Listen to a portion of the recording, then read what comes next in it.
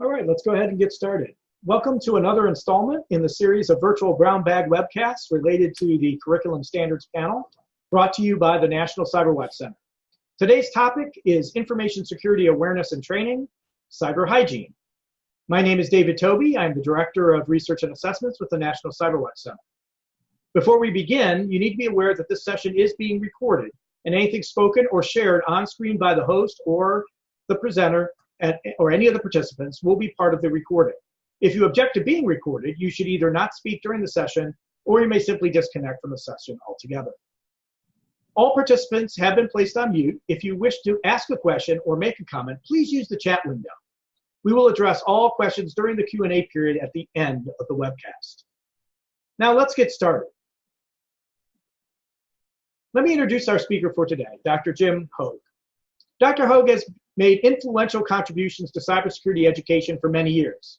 In addition to his faculty roles outlined on his introduction slide, for several years, Jim has been a member of the National CyberWatch Center's Curriculum Committee. He produced an analysis of third and fourth year undergraduate cybersecurity curriculum that is published by the National CyberWatch Center's digital press. Most recently, Jim has served as the chair of the Curriculum Standards Panel Working Group on Cybersecurity Awareness and Training, the topic of today's session. I will now turn it over to Jim to begin the webcast. Jim? Oh, hope everybody can hear me. Sure can. Yeah, okay. So I'm Jim Hoag. I recently retired as the department chair for Information Assurance and Technology at Champlain College in Burlington, Vermont. There for 11 years. I'm still teaching there as an adjunct. I managed, had just started a cybersecurity curriculum in 2007, so we were kind of early in the game, and it's been through 3 to 4 different major evolutions since then. And at different times, in the early days, I had to serve as everything: networking security lab, coach for the cyber defense team, and curriculum development. And since then, the department's grown considerably in both students and faculty. I've worked over 30 years in academia, and before that in industry. And so prior to this, I served at different colleges and for some time as IT director as well as a faculty member. And my research interest is cybersecurity curriculum. So today's agenda, we'll look at how the SIG-3 learning objectives were arrived at and the concepts we worked with and the process we went through to develop the fundamental concepts to focus on and development of activities to help people learn those concepts and give a sample lesson. The group of people volunteers worked together from industry, government, and academia in the fall of 2017 to compare, assess, map cybersecurity standards such as ICE framework, industry certifications, to generate associations, and out of that came 7 fundamental learning objectives and related concepts. The one that our group got was explain the importance of security-related awareness and training. We had, from the fall effort, the volunteers were reassigned to the special interest groups in the spring. 13 volunteers were assigned to SIG-3, and out of the fall, efforts in the fall, 80 concepts were generated or selected as a result of the work done in the fall that were associated with this learning objective. When contacted the 13 volunteers, 4 responded to the initial prompt, and we began working with them. We also lucky to have the talk chair from the fall joined in, and a coworker, one of the team members, volunteered to join in on it. So we ended up with 6 people who are listed here with their affiliations, and we had a mixture of academia and industry, which worked out very well in our discussions. We were asked to select out of the 80 concepts from those to find a group of essential or fundamental concepts that were necessary to learn cybersecurity. And the idea of this was a course was going to be developed that was fundamental introductory courses in cybersecurity, and these are the fundamental concepts needed from this learning objective. And so everybody got to I asked everybody in the group to select 10 essential concepts that they thought out of the 80. And that generated a list of 16. There were several that voted for the same concepts. And we worked through those further and came up with 10 essential concepts that we felt out of that group of 80 were necessary to learn the rest of the concepts and to learn about cybersecurity. We grouped these concepts, so the list is over here. There's 9 of them, 9 concepts there, and we grouped them. They sort of naturally fell into 3 different groupings, and those are cyber hygiene, human security factors, and social engineering attack effectiveness. That's kind of the human factor in that, the users being a weak point, human security, social engineering, and a data loss and threat prevention policies and procedures, and unauthorized data sharing were a group. Acceptable use, code of ethics, and training, both role-based and security-based. And we found that acceptable use kind of fit into the second category too, so they dealt with those. And we had 6 people, so we divided up into groups of 2, and each group of 2 got one of these groupings of concepts. And from that, they were supposed to develop a lesson to help someone learn about these concepts. Initially, there was some confusion and discussions over the goals and deliverables. What is it we were supposed to produce? What the audience was. We had to go back and ask several times what the audience was, and then amongst ourselves try to decide, what is really a fundamental set of concepts, both for someone maybe in college or someone in industry, and how would you go about teaching that person? We did assume some technical background. It's assumed that they'd had some course or 2 and had some experience doing some things with computers beyond just basic personal use, but not a lot. And keeping in mind that this is supposed to be fundamental for learning cybersecurity. Training versus teaching, which is often a difference between industry and academia, and the idea that we wanted this to be more of understanding the concepts so they became part of their knowledge and part of the way they behave. And then this is all based on a competency-based curriculum, so discussions around that and what constituted that and how we were supposed to go about this. And these discussions were wonderful. We had a great time talking, particularly between academia and industry. We had some 2-year schools, some 4-year schools, some industry participants, and getting the perspectives of those different people has really led to some nice discussions. They were also very insightful as to what the different groups were looking for in understanding cybersecurity fundamentals. We developed outlines of the lesson plans for each of the groups, and these were shared. We met pretty much weekly, and we would develop lesson plan, outlines of them, post them, comment on them. The group members would submit what they had, and then the larger group would give some feedback on it.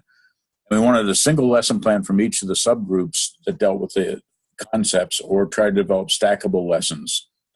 And so it might be the components of the lesson plan dealt with separate concepts. We also hope there might end up being some of the activities that span the subgroups, and then an overall activity for the entire learning objective at the end. And with people's schedules between work and those that worked in industry and those in academia, we spent several months on this, and in most cases we were able to flesh out the outlines into drafts of lessons. So we have quite a bit of material there as far as lessons go. The one selected for today is the one on kind of the human factors, cyber hygiene, human security factors, and why social engineering works.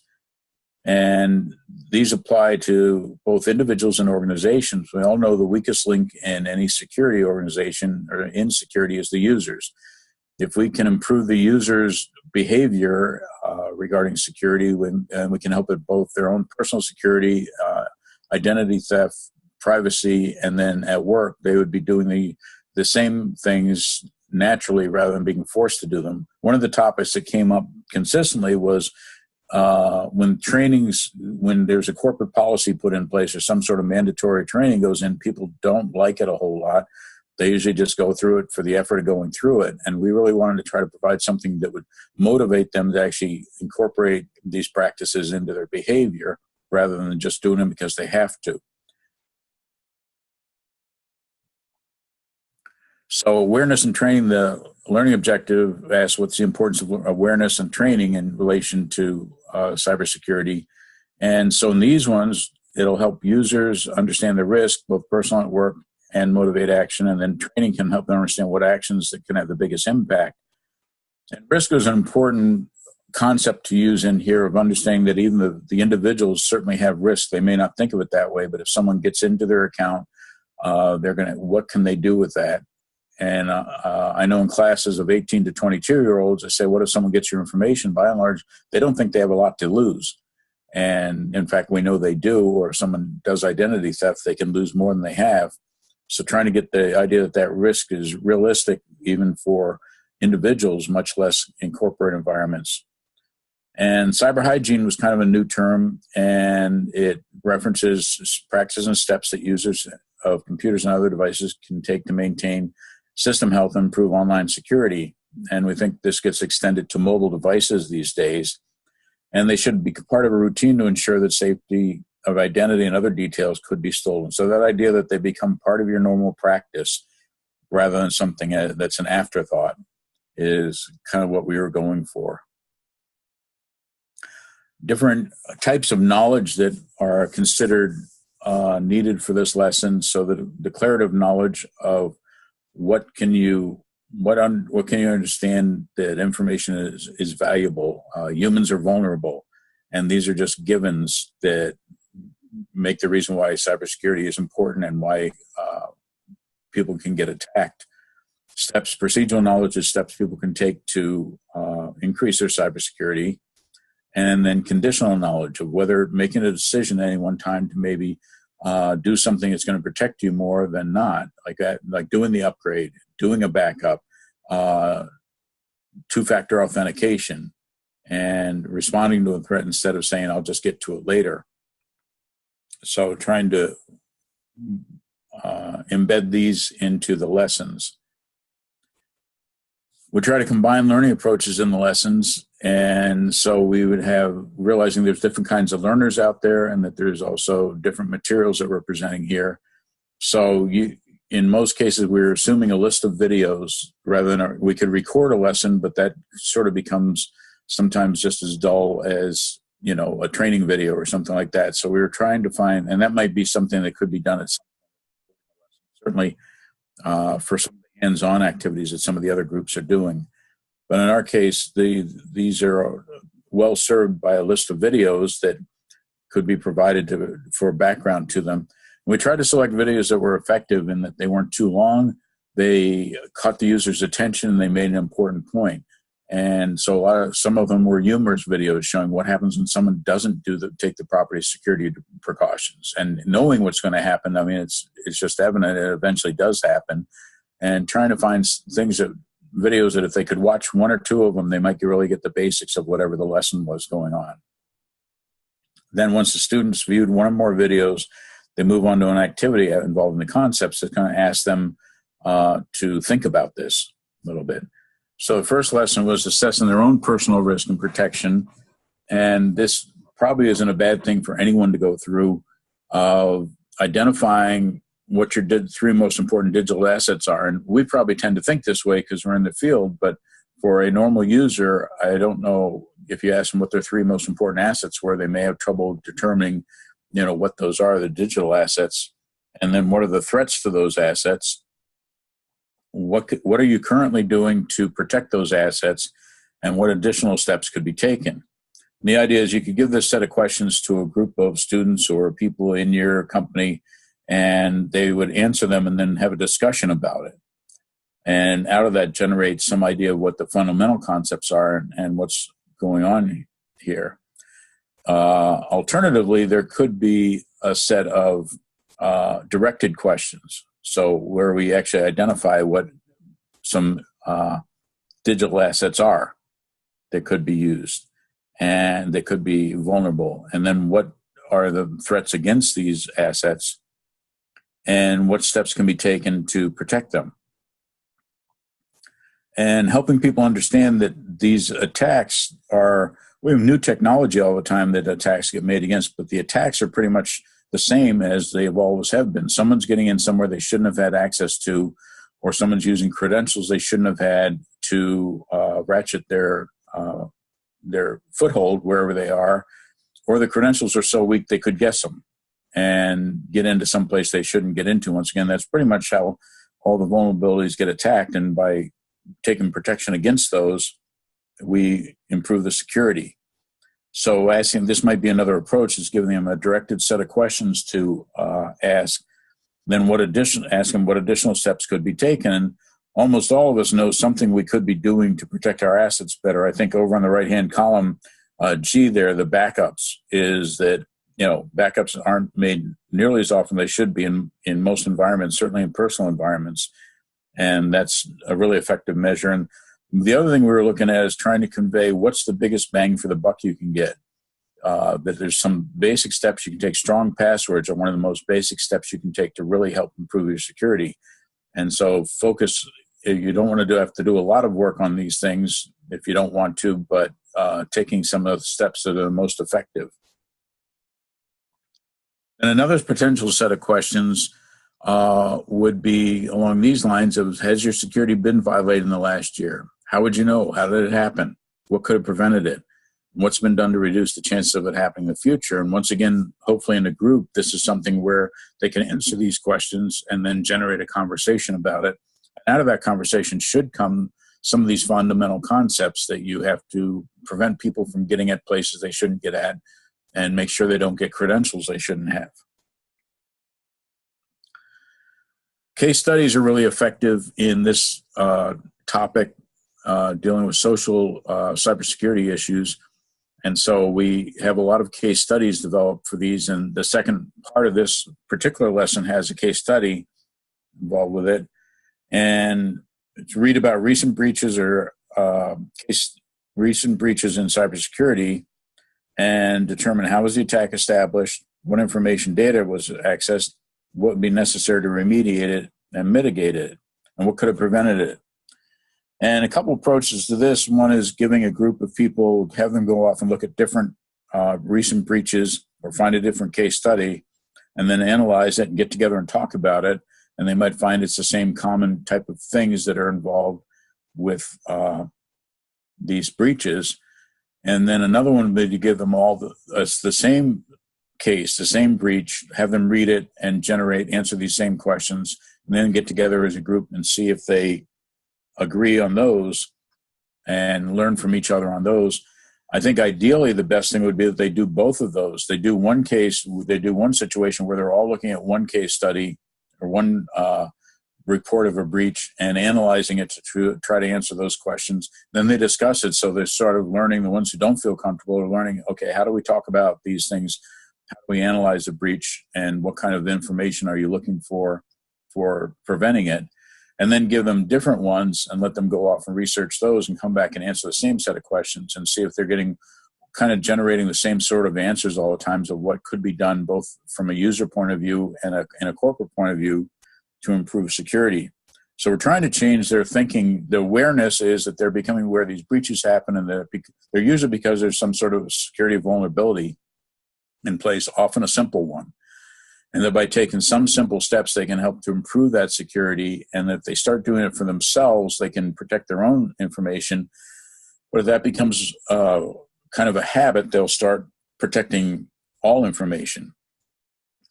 And as I said, we were lucky in our group. We made it through. We got quite a bit of work done. The groups did quite a bit of work. And so there's lesson plans, usually involving case studies with the other two subgroups that we had: acceptable use and data loss, theft prevention, policies and procedure, unauthorized data sharing, and then code of ethics and training, role-based and security-based. And that group also, acceptable use was applicable there too. So they included that in there. In our grouping, we tried to, where possible, we only had two people from industry. We tried to pair them up with someone from academia so that we had some mixture of perspectives there. And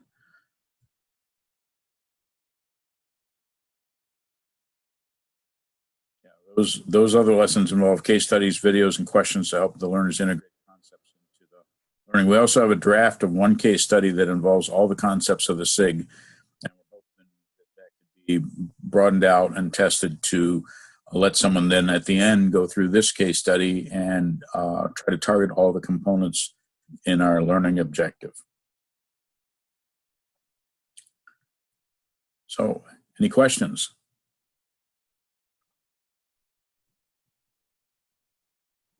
Well, great. Jim, thank you very much. As we conclude today's session, if you would like more details on the Curriculum Standards Panel and the content being developed, as well as copies of the presentations for each of the virtual brown bag lunches, you may find them on our website. I put a link there in the chat if you'd like to get access to the Curriculum Standards Panel page. Also, we're always accepting nominations and interests from others who would like to join us. And again, the link to the survey, if you'd like to nominate yourself for the panel, you can click that link and get access to the survey of expertise for qualifications to be registered for the panel to review. Or you may send recommendations on other individuals you think should be considered for the panel to me, David Toby, at my email address there shown in the chat, dhtoby@indiana.edu. All right, in looking over our chat here, I do see some folks have just made one comment so far. If we participate in the first phase, are we automatically part of the forward work? Yes, Lauren, you are. We will be sending out some information regarding the next set of panel activities here shortly. Obviously, the summertime is a time when a lot of people are sort of getting things organized and many people are away. So we do a lot of our organizing efforts over the summer, but we will be sending out communications out to the panel members regarding the fall activities here shortly. Of course, there are some things ongoing right now in terms of signing up for the pilot programs that are available from last year's efforts, and we'll be continuing to add to those as we move forward. So this is the time we've set aside to answer any questions that you may have had. Please feel free to add those questions into the chat. While we're waiting for folks on the call to formulate some questions, I've got a couple of questions for Jim to give us some further thoughts on. One is, how might those listening to this webcast today or in the future apply the lessons learned from your challenges and successes with the curriculum development process? Specifically, what might they learn from your experience to facilitate their transition to implementing competency-based and mastery learning in their institutions? I think for the competency-based, having it well-defined from the beginning as to what the goals are and with some examples of what the outcomes should look like would help. And narrowing it down with maybe a pilot case of what you really picking one thing that you want to introduce that way and then testing out to see if it works. And so I think keeping the scale small at first and really identifying what you want to do, what competency-based learning is, and having some examples to go from to work on that would be helpful. Great, thanks, Jim. And second question for you.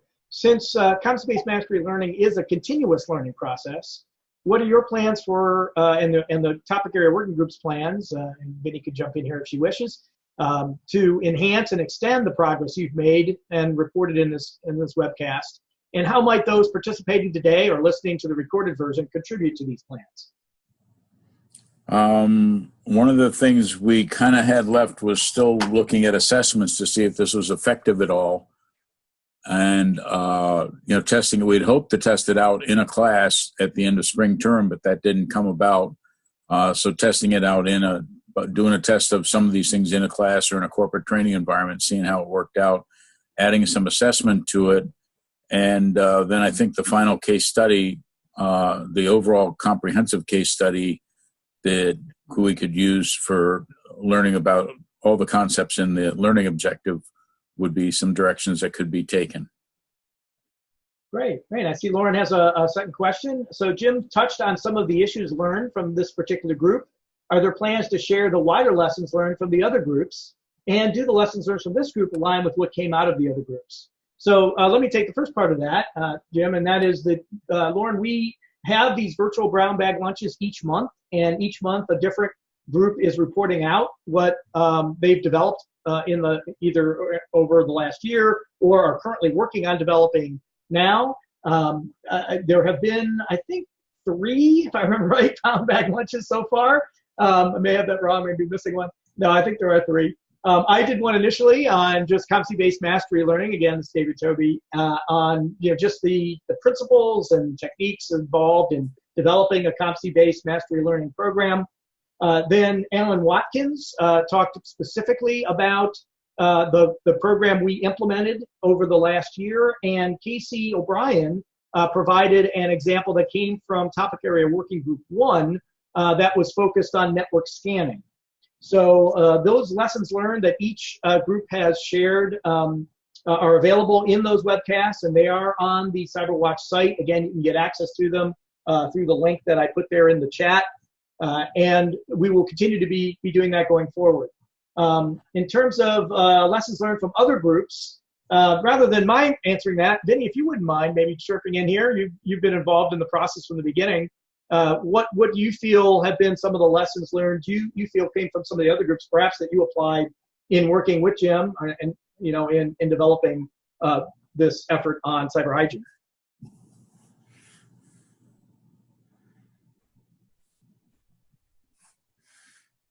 Probably need to unmute Vinny if you're there. Just check the...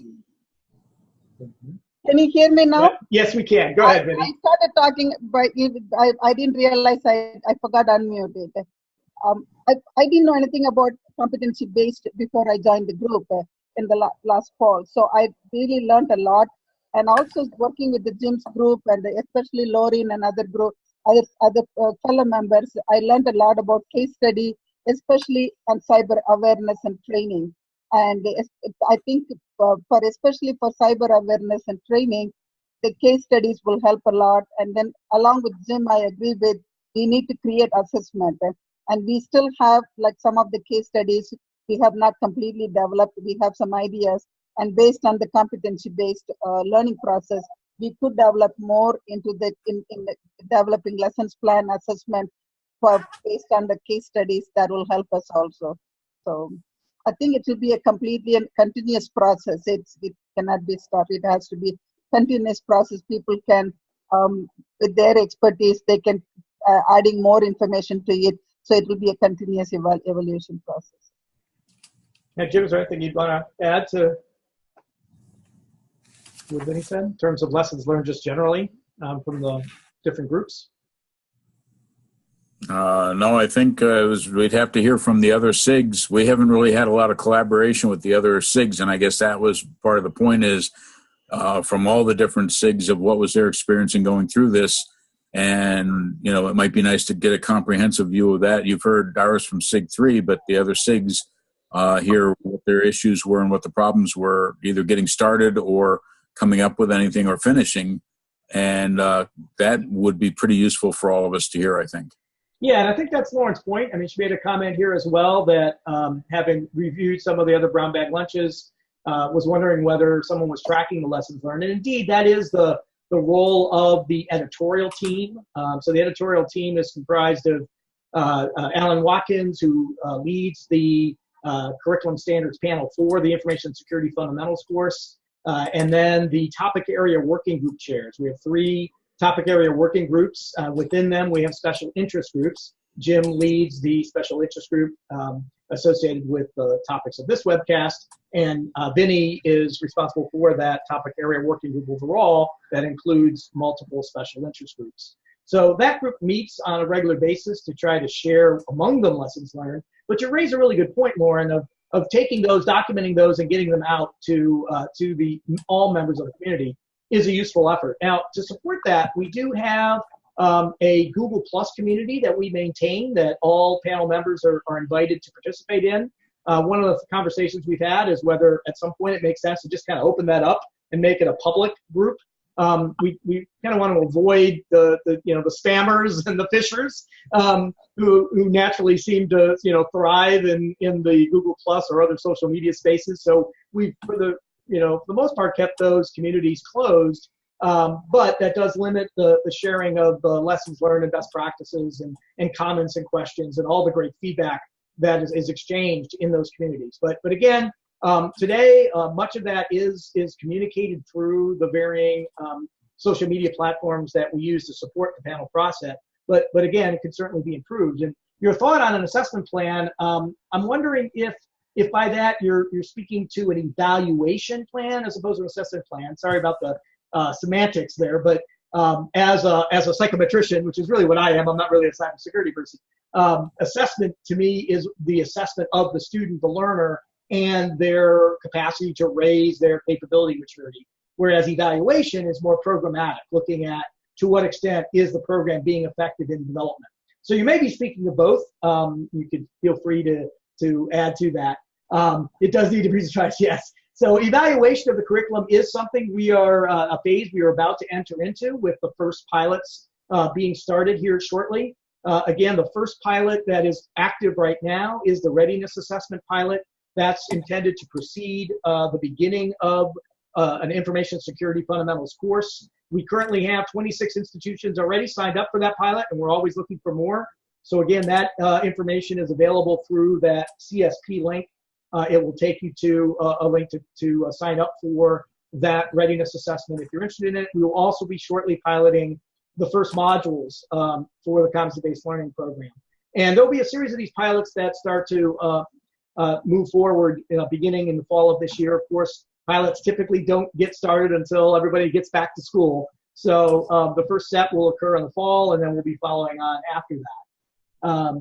And let's see, you asked, I think, another question here, which is there an ETA when the editorial board may share out broader lessons learned? That's an interesting point where, like I said, we share right now through the community. We should be putting together, I think your point may be that there'd be value in a report. There actually is a publication in the works with a journal to be published hopefully this fall that will have a lot of those lessons learned in them, along with some case studies of the groups that are implementing the readiness assessment. So perhaps that'll be the first step.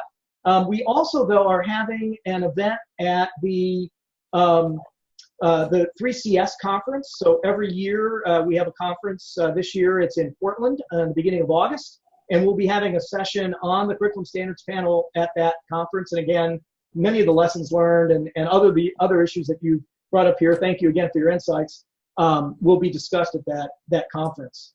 And you're right, the Google Plus communities, like every social media, can be sometimes hard to navigate. Always looking for suggestions on better approaches. We're actually evaluating Slack right now as another possibility to electronically support our virtual groups.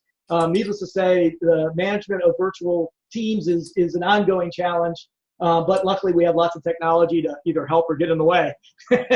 So again, really appreciate your thoughts and comments. I think at this point, unless there are further questions, we're closing in on our promise of keeping these under 45 minutes.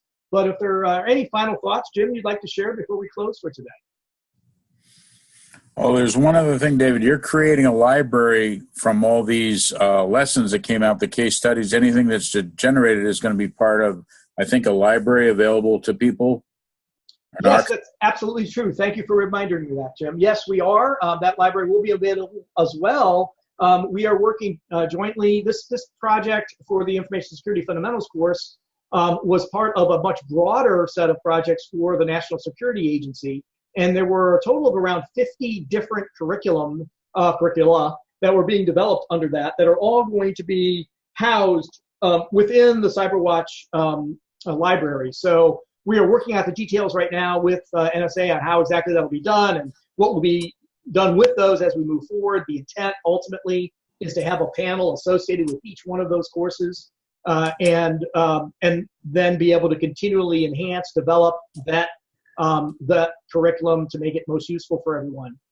So just as a reminder, the CBML libraries are currently being developed by the curriculum standards members, as I mentioned, across an array of domains. And each month, a virtual brown bag lunch presentation will provide you the opportunity to learn about, in some cases, see a demonstration of specific CBML curriculum libraries that you can implement in your environment as we roll out these pilot programs. We hope to see you again next month. Next month's topic will be focused on a holistic view of the cyber infrastructure framework and how it relates to the NIST framework and other more global, if you will, cybersecurity frameworks. So again, thank you for attending today, and we hope to see you again next month. Please save the date. It's going to be in July. Jim, if you could advance your slide there. One more, I think I have the date on the final slide there for folks to view. The next ones, I think, are July 13th or 11th and 13th, but I don't want to rely on my memory. There it is. Yes, July 11th, Wednesday at 1 o'clock. These we always run these sessions at 1 Eastern and at 2 Eastern, so they roughly align with lunchtime, no matter what time zone you're in.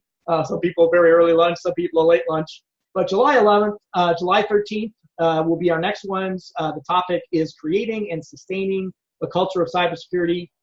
Again, as I mentioned, really that's going to be looking at how do we align these with the varying cybersecurity frameworks that are out there. So again, thank you very much for participating in today's session or listening to it in the recorded version, and we look forward to seeing you next month. Hope you all have a wonderful day.